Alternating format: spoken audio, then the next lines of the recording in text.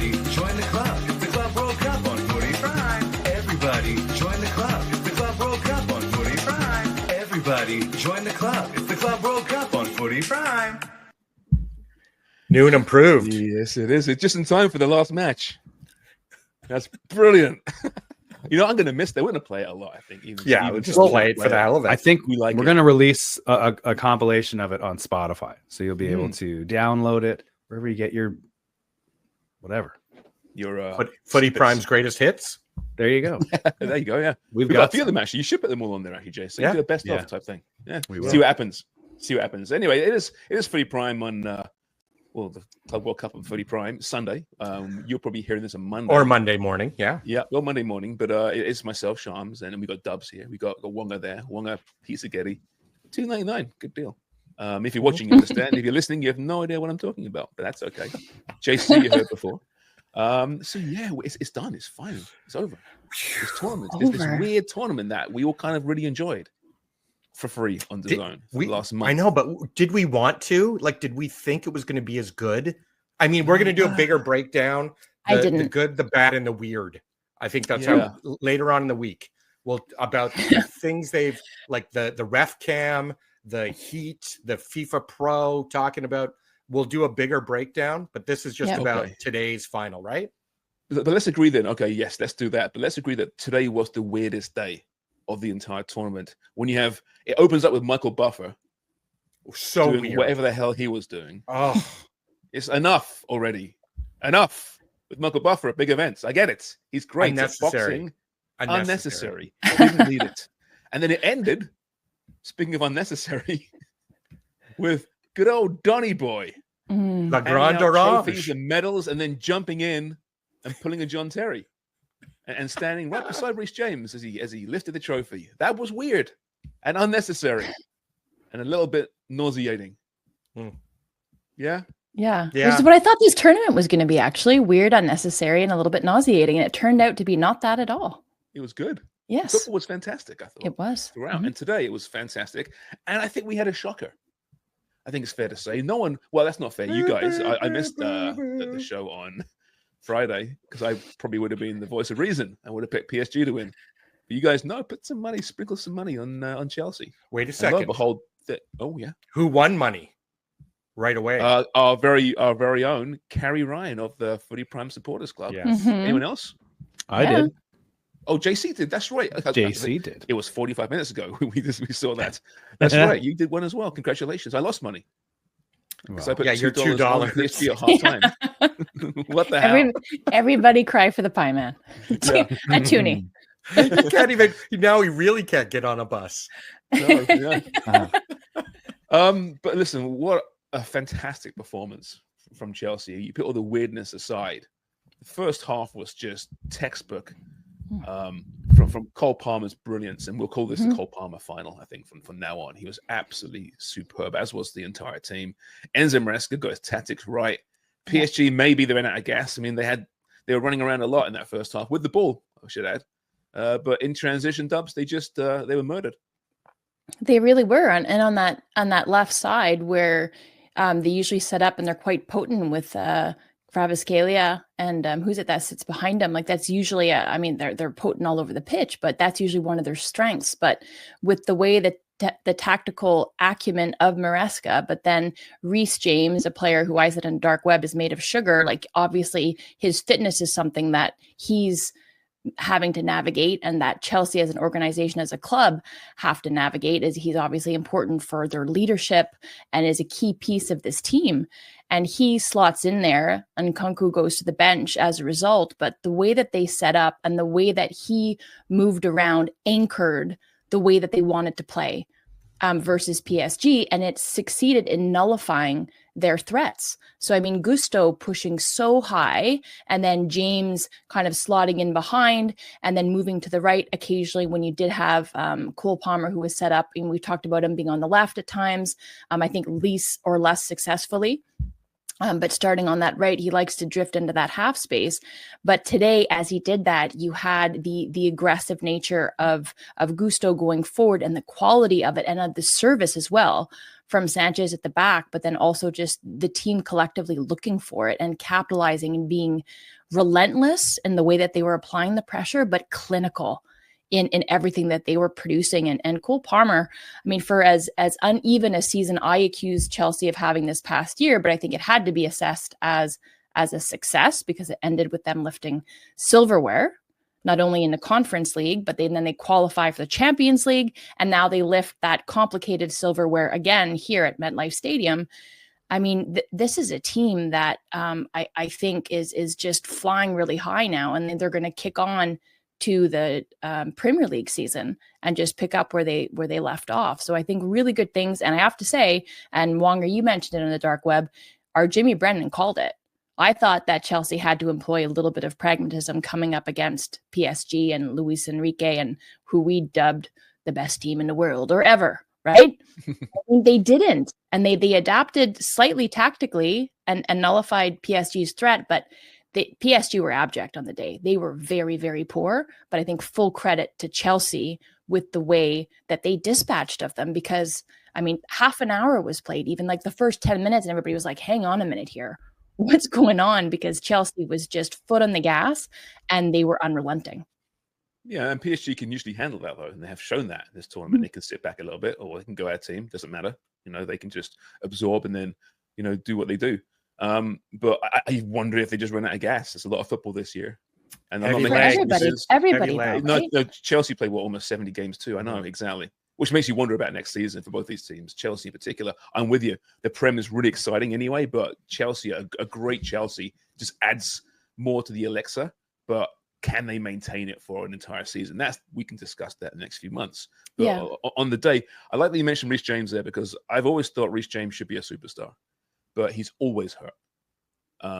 But if they can keep him healthy and maybe playing in a position that he's less prone to those muscle injuries, you know, right back essentially, and they're putting him in midfield now, maybe that's a good evolution of the Reece James factor in this team, because he is so good, he's so important, provides so much, and he was that stability for that team with all that flair around him, all that pace. But let's be honest, it's Cole Palmer's day. I mean, the first goal, we'll get to the second goal. The first goal was brilliant, having just missed a beautiful one-timer from about, you know, top of the box. And it was, an inch wide, maybe? I thought it went in at first, actually. Mm-hmm. And it was just a clever bit of play by Pedro Neto as well, and great build-up and rotation, and the width that they created on their attack. I think it exposed PSG, like not only on that left-hand side, but I mean, they were missing two key players, right? And you had with the player to the left of Marquinhos, right? And I think Chelsea were really able to punish them, to expose, I think, the weakness in there and maybe a little bit of the uncertainty. But yeah, he goes wide with that first effort, Sharms, and then after that, like there was nobody who was going to miss, especially Cole Palmer. The Sirius XM turning point for me was Sanchez had a wonderful save that I'm not sure if it was going in or out. It was like right at the post, and it ended up being a corner, but he just got his fingers on it. And it was at the middle of I think it was 1-0 or 2-0 already, but it was such an important time because PSG were kind of pushing, and all of a sudden he made that save, and it kind of made everyone go, oh, we got to keep playing. We've got to keep pushing. And I think it led to the third goal in the first half. I thought you were going to say we've got a keeper finally. Yes, I thought you were going to say that, because Robert Sanchez has been so maligned. Yes, since he's got there. Yeah. Last year, you know, people saying we need a new keeper. We have to get a new keeper. He was brilliant in that first half. That save you mentioned, he made two others. Yeah, in the first half as well. Mm-hmm. He was outstanding, and it could have been so different to the entire outcome of that match. So, can maintain it throughout an entire season? We'll see. But there's a keeper in there. Well, the other thing, doubt. I know Dubs was talking about giving Jimmy his flowers, but then I'm going to give the thorns to our friend Asa Rahman, who said they have to sit back, thought they'd sit back for a win and play defensively, and they didn't. So Asa, you were wrong. Jimmy was right. That's because Asa grew up in the Jose Mourinho era of Chelsea, and that's what they did. They sat back and parked the bus and just absorbed and killed games off. So that's why Asa was so horribly wrong. But we did lean in heavy to Chelsea, though, right? We were extremely pro Chelsea as a result of the guest that we had on, and Asa Rahman. But I think I was pleasantly surprised, I think, to hear Jimmy say, no, like if they want to have success being Chelsea, then they have to play the way that they've played this tournament. And it's been really an exciting attacking brand of football. Mm-hmm. Yeah, it really has. They were just, I mean, listen, there's, I guess, a slightly easier pathway, but who cares? I hate those arguments. Oh, it's easy to get to shut up. You still won the thing. It's still a great success. The second Cole Palmer goal, Dubs, patience. He is so cool out there, isn't he? Yes, I mean, Cole Palmer. I mean, he has that. I mean, we were talking before we pressed the record button about Wonger was talking about the haircut, and like my husband JP is just like, when are these haircuts going to stop being cool? And they're going to continue to be cool because Cole Palmer continues to be one of the best players in the world, right? And he scores these goals, and he's got the celebration. But yeah, if the first one was composure and the ability there to kind of come off the throttle a little bit and just side foot it into the net, I think the second one might even be better because of the brilliance of the run by Gusto to create a little bit of doubt and create space for himself, but also Palmer as he pulls to his right. And it just gives him like a half a step on those two defenders. And then it allows him to slot it again, almost in the same spot. But that's maybe my favorite. And then the pass that he slips in, I maybe am getting ahead of ourselves here because you were about to set us up for it. Yeah, for Pedro Dada. Sorry. I mean, I hosted last time. So yeah, See, this is what they call this a soliloquy. A soliloquy in Shakespeare. I know I am. Yeah, exactly. Yeah. But it was a masterclass by Chelsea, tactically by Maresca, but the players still have to execute it. And this is Cole Palmer showing up when it mattered most, right? Big players show up for big games, and he sure did. Is it 16 or 17 goal involvements in 6 finals? I think he's got. That's insane. Yeah, it's pretty cool. A goal and an assist on 16 or 17 occasions in 6 matches. Well, that's and João Pedro and his little cheeky, just the dink. And I'm just kind of like, that's confident. That's someone who's up 2-0. And that is someone who knows they're going to score. Like, knew they were going to score. Confidence, right? Well, we said that about him in his first start last week. He's just arrived, this guy. He's only been there 2 weeks. I know. It's like 6 training sessions. Yeah. And he seems so humble too. He was like, hey, how are you feeling about Benenzi? And he's like, they gave me everything. He was so humble and just gave them, talking about flowers, giving them flowers about how, him and his mom moved to Rio to start playing, and they gave him every chance. And so he had nothing to say negatively about his former club, which was amazing. And that's why Luis Enrique punched him in the head. Yeah. Well, let's look at that guy. But now, a little slap, wasn't it? Let's see. Let's see what this looks like. It's hard to see, right? Well, look here. Okay, so in comes here he is, Enrique, left hand. Yeah, it looks see like there looks like a left hook. I don't think it was, or was it? Or was it through Donnarumma? Yeah, I don't know. It's the other angle you're able to see that it is Luis Enrique's fingertips, or it hits his hand, his left hand that reaches across, and then it's sort of lost at this angle because it looks like Donnarumma is just coming through. Did his hand ricochet off Donnarumma? That's like the spits at the Yankees. That's game. One magic loogie. I love. They'll be talking about this for years. To the left. Mm-hmm. Yeah, back to the left. Yeah. And to the left. Oh my goodness. Gravelly road. But I mean, it's funny, I was into a Dave Chappelle show recently, and he was talking about he's the guy who, he's talking about Chris Brown beat up Rihanna, and his first question is, what did she say to him? Right? Not like that's terrible, that's wrong, right? But what did he say to her? What did she say to him? Right? Yeah. And it's kind of like what did João Pedro say to get that response from Luis Enrique, he's a fiery guy, he's a fiery player with Luis Enrique, but as a coach he seems a lot more controlled usually. Everyone loves Luis Enrique. But we now know why they brought in Michael Buffer, right? This was all foreshadowed. This is like to finish the 360, the closure on Michael Buffer. A little left hook, maybe a baby left hook, but still a left hook. It took him down regardless. It's a bad look, though, isn't it? Oh, it's like they lost their composure. The second half was very stop-start. It was combative. It was reckless. You've got João Neves, who finally like succumbed to the shithousery of Cucurella. Right? Did you see that time where Cucurella goes down and Luis Enrique is going dive, and then like João Neves tries to pick him up, but Cucurella is intent on staying in the fetal position, and he almost lifts him up off the ground. It's like what's happening? Yeah. That's right. Yeah.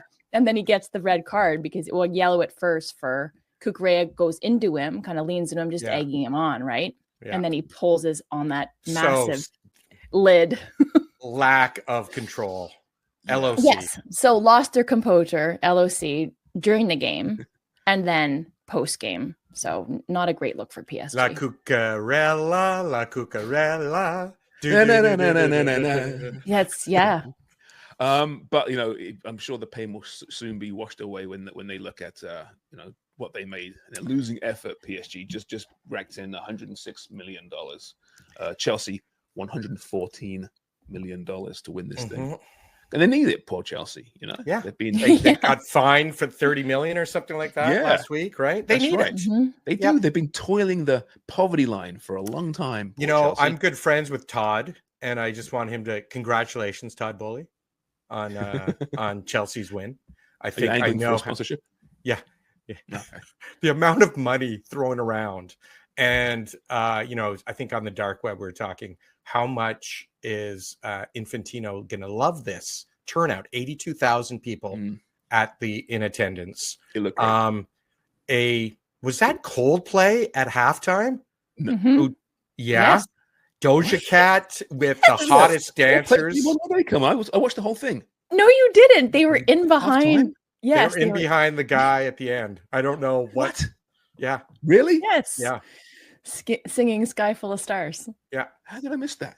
And it was Infantino ball because it was to a 24-minute halftime versus the usual allotted 15-minute halftime. I think I may have been. Can I ask? Putting together some tweets for the. I was doing. I had no idea.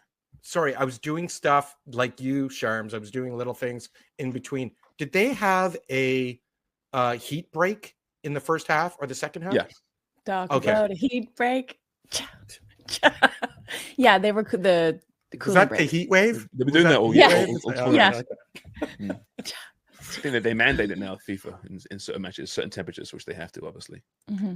But the halftime show was just shite. Let's be honest, though. It was really not good.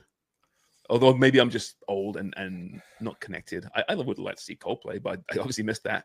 There was I didn't mind the girl with the scooping neckline. Yeah. Who was that? I don't even know. I think that was Doja Cat. That's her name. Was that Doja Cat? Yeah. Was it? I thought Doja Cat was the dude with the dancers in the yellow. No, Doja Cat's a woman. Yeah. We have our listenership just went like from average age, say 33 to 60. 60. Yeah. During our breakdown later this week, we'll break down the performers too. Right. From Michael Buffer to Doja Cat to Coldplay to whoever they are. Because I know have no idea. We were talking to Krager at halftime. He's busy, but he was saying, "I'm just not watching it. I refuse to watch the halftime show." So probably the right call, actually, Krager. Yeah, and I have to say, to be fair, I had it on in the background, and I was watching Women's Euros, and I wasn't really paying attention. Yeah, you were double screening, weren't you? I was. Yeah, I'm surprised you put the Women's Euros on the small screen though, and Club World Cup on the big screen, which I found refreshingly new for you. I think it was just ease of doing it. That normally, if I'd given it like a little bit more thought, I probably would have reversed it. But I've just got DAZN kind of right there on the smart TV, and then I had the Bell app on my laptop. Let's judge her. Let's judge her, Sharms. Oh, I'm judging her. All right, she's just letting down the women, isn't she? And I was also what you didn't see in the picture that I put on Twitter is I also had the knee-high socks and the heels on. Oh, like no, I didn't. No, I didn't. Like the halftime performer. Yeah, Doja Dubs. And a mini skirt. Yeah. And you were doing the moves. My sweatpants. But yeah, I thought, okay, the nonsense aside, from Buffer to Trump to Enrique at the end, I mean, it's a good way to end the tournament. A bit of a surprise, good storylines, decent game, at least from Chelsea's standpoint. And what was from a footballing point of view, a compelling tournament. But yeah, we'll get into that later this week, I think. But yeah, I'm happy. I'm surprised like Dubs because I didn't know what to feel about this thing. Obviously, we had a deal in place that we were obligated to talk about it, but I'm glad we did. We did. With who, Sharms? Well, with who? And for how DAZN, much? a little company called DAZN who provided the full tournament for free. How do you spell that? DAZN or DAZN for you Americans. and thank you once again to everybody who played along with us all across the board. We had a lot of fun pushing it and covering it, but because it ended up being so good, I mean, I have to say, Infantini, he may look like Dr. Evil. He may be Dr. Evil, but at the same time, he did okay. FIFA know how to put an event on, whether you love them or hate them. Yeah, they know how to put an event on. Yeah. Now it's I guess there's football continuing obviously, and we'll be going nowhere. We don't take summer breaks, do we? But sometimes. MLS is back in action. CPL, NSL, we've got the Women Euros. Even though Wales crashed out, sadly, and we'll talk about Rian. And even though they crashed out, they left with their heads held high. Would we say that Wales breached? Beached. That'd be beached, though. More beached. No, well, they breached out of the water. They breached out of the tournament, which is forget it. No, I can see it. No, I can see it. You can use both. Yeah. But Rian, I listened to the fans, and I think she gained a lot of respect from football. I heard some other broadcasters from UK. Yeah, we'll play that. Rian. Yeah. Okay, you have it. Okay, great. Because she's got a lot. We'll of respect. embarrass her. She's going nowhere. No, she's going plenty of places. She's going nowhere in that she's not leaving Wales, I don't think. But she's taking that team, I think, to new heights. She has already. So good for Rian. Well, very good. Yeah. But yeah, so there's lots of football left to cover still this summer, and we'll have some fun shows. We welcome your suggestions, of course, as usual. I've got a putting Dubs on the spot segment for later this week at some point. And that's about it then. That's Footy Prime at the Club World Cup, right? Yeah. That's right.